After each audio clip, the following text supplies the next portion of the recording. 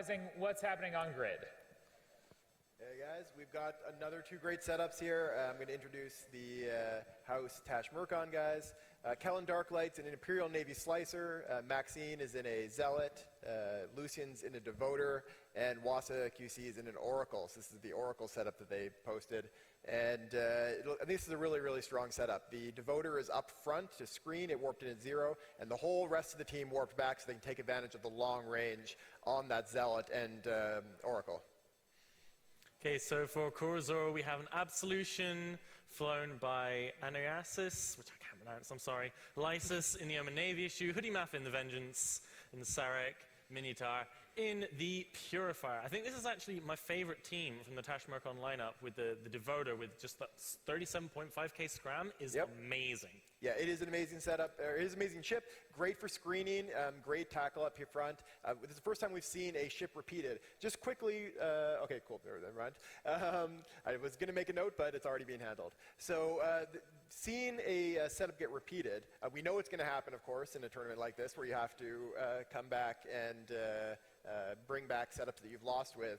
But what are you thinking if you're the Kor Azor team here, having to bring back a setup you know you just lost with, but you're up against a different opponent? What's your thought process? I mean, I think it's just a case of, you're bringing what you're bringing, and you've just got to get on grid and see what they brought and spend the maximum amount of time thinking about, okay, how are we going to take this specific match? So here, Kor Azor are against this, as you said, Imp Navy Slicer, Zealot, Devoter, Oracle. Now, obviously, Logi, so the Imp Navy Slicer, if you can get a damage on it, maybe an easy tick. You need to get through the Devoter, which will probably be screening for the Oracle and the Zealot. It's like a really hard team to penetrate the defensive scrams of, depending how many scrams are fit to that Devoter, because I mean, you could realistically fit 4 scrams and just hold the entire team down. Yeah, I mean, afterburners, of course, can get around that. Doesn't necessarily get web on in that case. But the match is a couple seconds away from starting, so we're about to begin. I expect you're going to see people trying to, that Slicer from Kellen Darklight trying to pick off the Purifier really quickly, but we'll see as they begin now. So the Devoter of Lucian charging forward already. He's going to start to get those scrams down really quickly. And already damage onto the Absolution. Then, yeah, and the Purifier as well taking a lot of damage. The Absol burning straight in. We've got Hoodie's Vengeance burning around to the side, positioning.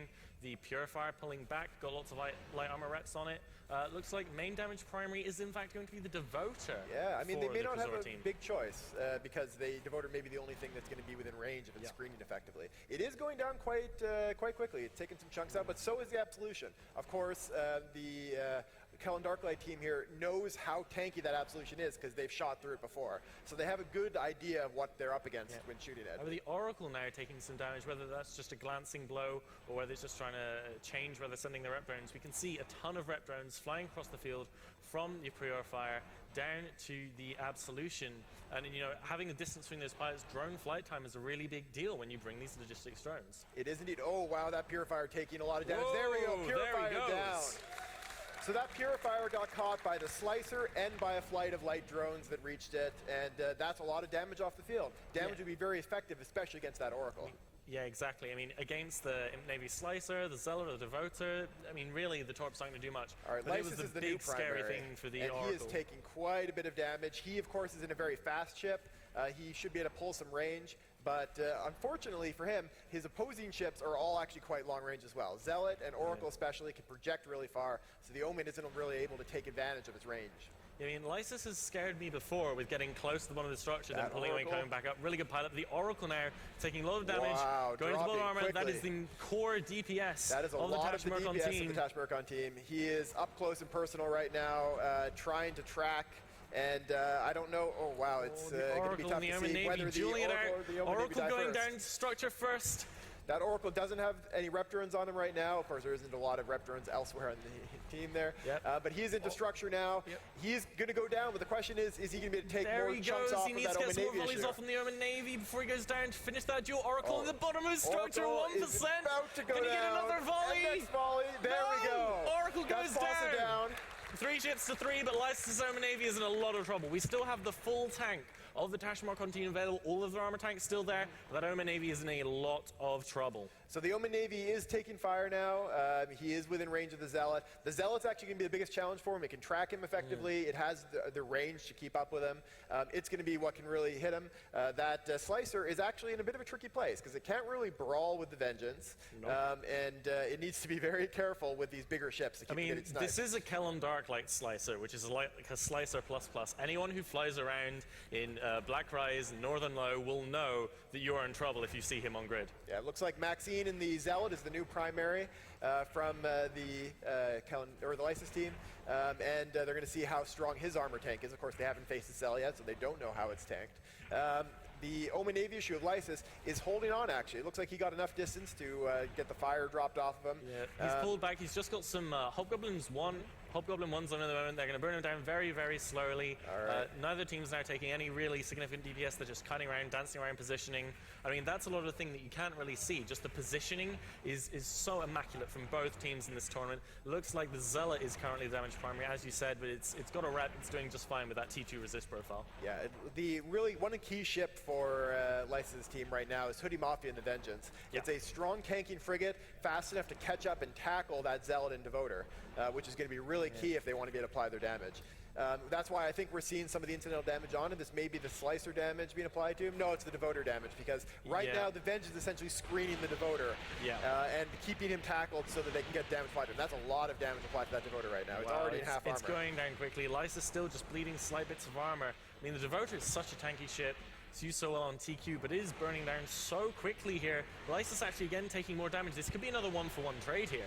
It's very possible. Yeah, Lysis is surviving amazingly well. The Omen Navy issue, not well known for being a tanky ship. Yeah. But it is a very agile and fast ship, and it can use its range advantage to avoid damage in the hands of a really good pilot. And obviously Lysis is an extremely skilled pilot. It's going down in structure now. I'd love to see the kill mill, see how much damage it actually took. Devoter wrapping through. Lysis' Omen Navy dropping down now, bottom quarter of its structure. Lysis falling quickly, and Lysis is down.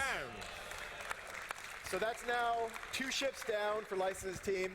Lucian in the Devoter is repping back really hard. He now has gotten, I think, his rep drones on him. Let me just double check there. Yep, so he's got some rep drones helping him out, I believe. Yep, and he is now tackled by the Vengeance still, but is repping amazingly well at this point, actually. Vengeance on Devoter action in the center of the fight now. However, we do have the Abso burning in, getting all that damage, max damage ammo onto Lucian's Devoter here. He is in a lot of trouble. I think it's pretty obvious from looking at the way this fight has operated so far that Devoter has a strong active tank, probably dual rep. So by moving in really close and probably overheating, the Abso is going to hope to burn through it. They just weren't doing enough. There you go. Kellen's also taking some damage here. Kellen is getting sniped a bit by that Abso. He came in closer to do some damage and took some damage himself, but I think he's pulling away again. There you go. He's running back to do some range. Yeah. He's going to try to survive here. But that Abso is just slowly dropping down. Slowly going down, bit by bit by bit. Devoter managing just fine. Kellen just dived in and then turned around right back out. Yeah. No, thank you very much. But the thing about the Devoter is it may be that its tank is completely front-loaded with like an ancillary rep. If he runs out of cap, if he runs out of charge, we can see him suddenly drop all the way down if he hasn't got a plate fit. The Abso is dropping down so incrementally, he must have a huge amount of EHP. It could swing out, there we go, see the Devoter now just already lost just a third of its armor straight away. Is he going to rep that back up? Yeah, the Devoter's he's taking damage fast. He doesn't have a huge amount of buffer. He's just a strong rep. I wonder, though, if actually the time that Kellen drew the fire might have allowed Lucian to reload a AAR, an ancillary rep. Tempting them with the easy kill of a Slicer it's just possible. to give the Devoter enough time to reload that rep. Abso now dropping into a quarter of its armor, slowly going down still. I think it's definitely, this match is not over yet. That Abso is still a very dangerous ship. Does a lot of damage, has great range, good tank. But definitely a stronger position for Kellen Darklight's team. I would definitely rather be in their shoes right now. Yeah, I mean, Abso dropping again. I mean, it's a really interesting choice. When you have both those ships in brawling position, choosing the Abso over the Vengeance, the Abso represents a lot more of the DPS, but also you've got all this massive tank to chew through. Devoter now dropping down to half armor, repping back up as best he can. Is this the end of his tank? Is he bait tanking? We will have to wait and see.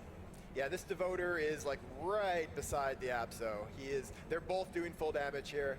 And bleeding into structure now. The Abso of Anariasis is in a lot of trouble. He needs to The Abso is now actually looking to pull some range. I think he may be trying to get a bit of distance so he can rep up. We'll see if they can get some tackle on him to hold him down. He'll be scrammed by the Devoter, but yeah, I don't think they've got a weapon. And there he goes, Abso down. Whoa, Hoodie immediately dropping through his shields. Looks like Kellon's team's significant advantage in this third map. They're trying to take it to the 2-1. Vengeance going down through half arm, and I think we may end up with Team Kellon, Team Tash Murkon taking this third game. Yeah, Tash Murkon, really strong showing, and now they've beaten the Abso team twice. It's going to be really interesting to see what they do next, because they are now one match away from gold magnates. One win if they can win the next match. Back to the desk.